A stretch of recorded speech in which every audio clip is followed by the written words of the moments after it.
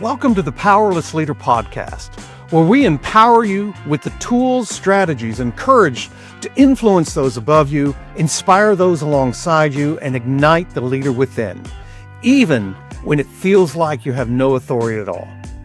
Join us every other Thursday morning as we redefine leadership together, starting now.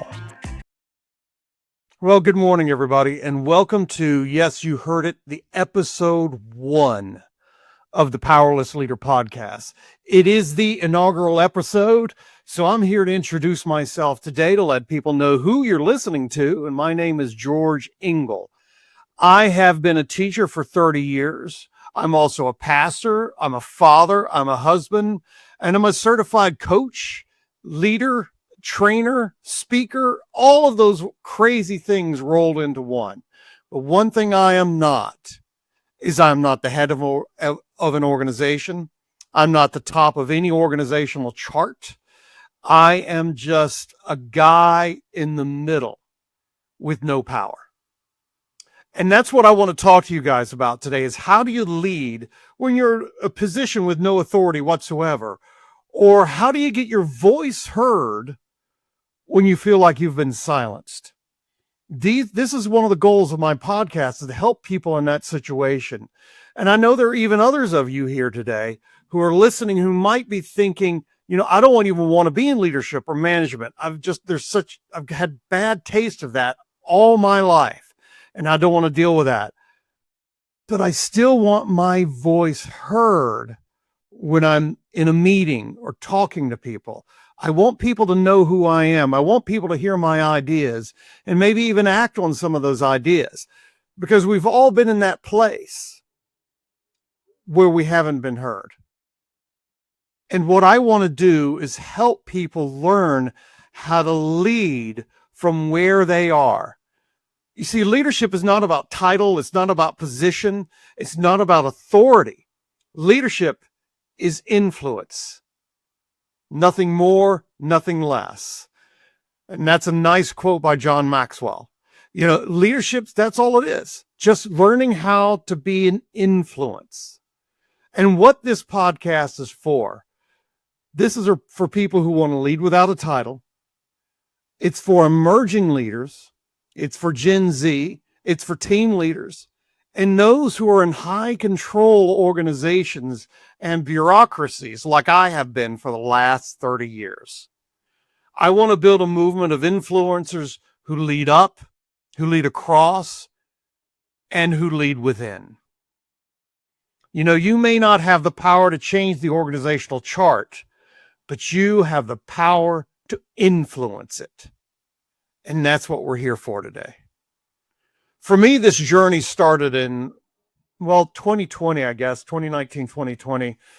I had heard these rumors of this thing happening in China about a lot of people not doing well and people dying in China because of some crazy virus that was going around. And, so those rumors were going around, but then all of a sudden, locally in New York, a town nearby actually shut completely down because of this crazy virus that was going on. And then I've heard regional schools started having issues and taking days and closing shop. And I'm like, I better get myself ready here. So I put myself in a position so that if my school did close down, I was ready to go. I had an advantage, though, over my colleagues because my postgraduate work is in online learning. So I'd spent a lot of time dealing with that and putting, so for me, transitioning from regular classroom to online learning wasn't that big of a deal because I had studied it. I knew the elements that had to be in place. And so when we did get that call in March of 2020 to close school, I was ready to go, but a lot of my colleagues weren't. In fact, my district was just not ready to go at all. So I volunteered my services. I said, I've got this degree. My postgraduate work is in online learning. Use me as a resource. I can help. I can step up. I can give you some pointers. I can train other teachers on this. I can even recommend some platforms that we could move to help with the online learning experience for our students. Well, I heard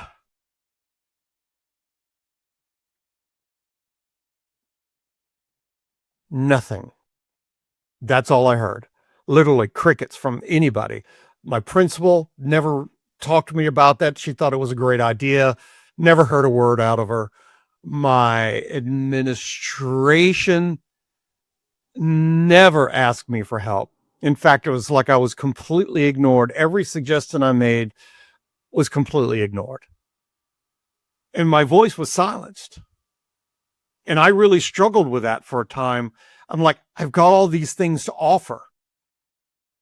And, in a way, I feel like it was my own fault because I had opportunities years and years before to make my voice heard, to really be an influence. And I struggled with that because whenever I joined a committee, whenever I tried to be part of a team that would help make change, essentially the head of the team would come in and said, this is what we're doing. Here's our list, 1, 2, 3, 4, 5. We need to have this accomplished over the next year. And when we offered feedback about it, we would get shut down. Just completely shut down. So over time, I'm like, this is just not worth it. So I took a very passive approach to my role. I did my work in the classroom. I wrote curriculum. I taught my students. I had a great time. I did my job and I did it very well. But I was very passive and laid back when it came to leadership. And I don't think that was a good thing for me at the time, but it's what I did. It's what I felt like I had to do to protect myself. And I think some people out there feel the same way, that the best thing they can do in an organization is just kind of sit back and only speak if you're spoken to, just sit back and not offer any advice at all. When you have great ideas that may help your team, may help your company, just really not to offer them because, well, you've been silenced before. You've heard the words, well, that's just not how we do it around here. Or you've heard things like, that's a great idea. We'll look to more of that in the future. Or maybe in the middle of explaining your idea, you've been immediately shut down by a leader, a positional leader who basically said, no, we're not going to do that. So you've just kind of stepped back and you've said, no, I can't do this. And I'm not going to do this. I'll do my job. I'll do what I'm asked to do, but that's it. I don't want that authority. I don't want to face that wall again. I understand. And many people are in that situation. And that's what I'm here for in this podcast, is to help people find that voice again, or help new people who are moving into the workforce, who are used to having their voice heard over social media and other platforms. When they walk into an organization and all of a sudden they find their voice is silenced. I'm here for you. That's what this podcast is here and why I'm creating this podcast. So you're going to find me here every Thursday morning for about 15 minutes of your time. It's great if you're, working out, you're on the treadmill, maybe you're in your car driving to work, or maybe even on your way home. That's, to be honest, when I listen to a lot of podcasts is on my car on the way home or going to work. I've got about a 35-minute commute and it works then. So if that's you, take the time, listen to this podcast and glean wisdom where you can from it. And I want to talk about my main message today is you don't need authority to be a leader. As I said before, leadership is influence. Like John Maxwell has said that many times, leadership is influence, nothing more and nothing less. The organizational chart is a myth when it comes to leadership. Yeah, you've got a boss above you. Yes, you've got a leader, someone with a title that says, I'm your boss, and you have to do what I say. Yeah, we've got people in our lives that are that way. They're there by position, but it doesn't mean they're the best leader you've got. When I first started my leadership journey, I was in my young 20s and I was put in charge of a team. Basically, we were a drama group that traveled the nation and other places doing little musicals for children. But I was in charge of the team. But I found out very quickly I was not the leader of that team. Yeah, my team would do what I asked. They would, my position, that authority gave it to me. But there was somebody on that team named Betsy who was the actual leader of that team. When she needed something, it got done. When she had an idea, everybody thought it was great. I was leader by position. I had that positional authority, but I wasn't the true leader. And it wasn't until I kind of caught on to the fact that Betsy was the leader of that team that I began to transform my own leadership style and work with Betsy. And the two of us kind of teamed up together and brought the team to a better place.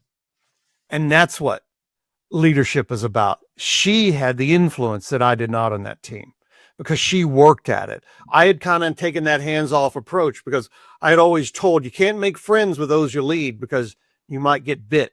You might have to do something difficult. Whoa. And so I kind of, I was the cool standoffish type. So, and because I was an introvert, it really helped me anyway. It did, but it didn't help me as a leader. And I became a leader when I began working and building influence on my team. And I became a much better leader since then. But what about now? I'm an educator. I work in a bureaucracy. Schools are state-run organizations. They are public-run organizations. And so there is a hierarchy of leadership. Teachers are not in that hierarchy. We're just there in the classroom. We're told this is what you got to teach. This is how many students you have. This is how many people you're going to have to work with. This is your department. This is your department chair. This is your assistant principals. These are the people who are going to evaluate you. We're told that, and, that's it. And so a lot of us as teachers just kind of sit back and passively fall into that organizational chart. Here we are. We may not be the bottom, but we're close to it. We have no control. We have no authority. We can't make any decision when it comes to just about anything in the school universe. You can't. But you know what I found out? You don't need a corner office to make a difference. You don't need a placard on your door saying principal or chair to make that difference in where you live and where you work.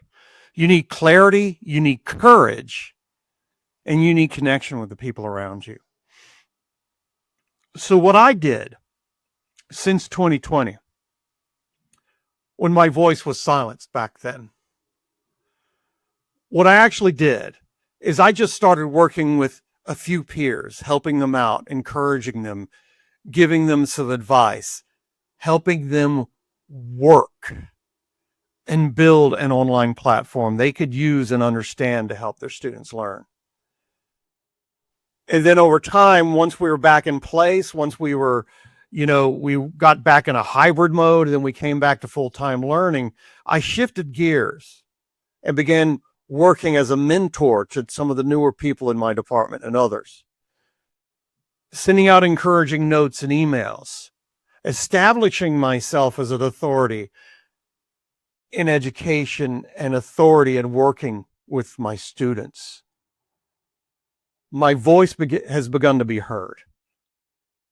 In fact, this year, my principal had me stand up and lead a couple of meetings to help encourage the staff and faculty to do some things, to help them grow as teachers, all because I began to influence and make connections among my peers.